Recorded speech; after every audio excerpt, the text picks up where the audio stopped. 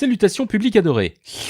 Un article de Fanny Marlier paru dans le numéro 1076 des Inrecuptibles a lancé l'affaire des castings de Jean-Marc Morandini. Le moins que l'on puisse dire, c'est que si la totalité du contenu de cet article se révèle correcte, l'enquête de la jolie Fanny est édifiante. Je vais donc avoir le plaisir de vous faire un résumé de cette affaire en me basant sur le travail d'investigation de cette charmante journaliste qu'est Fanny Marlier. C'est bon, je crois que les gens ont compris que tu l'as trouvée bonne, la journaliste. Tout commence en juillet 2015, quand Ne Zappez pas Productions, une boîte de prod appartenant à Jean-Marc Morandini, contacte des jeunes hommes âgés de 18 à 25 ans désirant devenir acteurs. La directrice de casting de Ne Zappez pas Productions, une certaine Catherine Leclerc, propose aux jeunes hommes de participer à des castings afin d'obtenir un rôle dans une web-série intitulée Les Faucons, dont le sujet est la vie d'une équipe de football. Catherine précise que cette web-série pourrait par la suite être diffusée à la télévision. Jusqu'ici, rien de fabuleux, me direz-vous. Sauf que les choses se corsent rapidement quand Catherine annonce la suite. Il faut que les jeunes hommes se préparent psychologiquement à jouer nus car beaucoup de scènes se déroulent dans les vestiaires. Catherine, qui contacte les aspirants acteurs uniquement par mail, les invite à réaliser des auditions vidéo en se filmant nus dans diverses situations.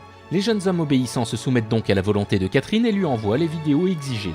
Catherine organise ensuite des rencontres entre les aspirants acteurs et le producteur de la web-série, qui n'est autre que Jean-Marc Morandini. Lors de ses tête-à-tête dans les locaux de Europe 1, Jean-Marc Morandini invitera certains acteurs à se déshabiller en sa présence pour qu'ils puissent prendre des photos. Pour les besoins du casting.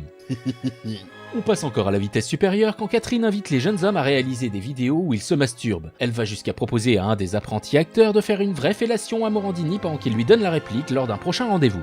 Le tournage de la série débute finalement le 12 septembre 2015 et les acteurs en herbe se retrouvent à tourner un max de scènes à poil, dont certaines avec des érections et même des scènes de masturbation. Les débutants sont un peu surpris par la tournure que prend le projet, mais ça les empêche pas pour autant de continuer les tournages. Pendant ce temps, Catherine continue à démarcher d'autres acteurs pour les besoins des prochains épisodes et propose même à l'un d'entre eux de se filmer avec son petit frère de 14 ans en l'encourageant à se masturber en sa compagnie devant la caméra. Ah ouais, c'est quand même vachement sale. Le plus drôle, c'est qu'a priori, Catherine Leclerc n'a jamais existé, c'est juste Jean-Marc Morandini qui a inventé ce personnage pour mettre les jeunes hommes en confiance. Oh bah dis donc, je l'avais pas vu venir celle-là. Non content de les faire participer à sa web-série porno gay, Jean-Marc Morandini pousse le vide jusqu'à escroquer les jeunes acteurs en leur faisant signer des contrats qui stipulent qu'ils ne seront pas rémunérés. Quitte à les enculer, autant aller jusqu'au fond. Cette affaire me laisse perplexe car même si l'attitude de Morandini est consternante, il n'est pas le seul fautif ici. Cette histoire met encore une fois en avant les effets pervers générés par le show business et la télé-réalité en particulier avec ses hordes de participants débiles prêts à tout pour se faire connaître. La quête de célébrité pousse une jeunesse de plus en plus lobotomisée à faire n'importe quoi pour obtenir une gloire aussi illusoire qu'éphémère. Les victimes consentantes de ce système décadent méritent-elles vraiment notre compassion ? Maintenant, les apprentis acteurs de cette affaire se posent en victimes parce qu'ils n'ont pas été payés et qu'ils estiment avoir été abusés. Mais faut se mettre à la place de Morandini. Il trouve des mecs assez cons pour se branler devant une caméra pour obtenir un rôle dans une web-série merdique. C'est logique que dans la foulée, il les imagine assez stupides pour tourner des scènes de fion gratos.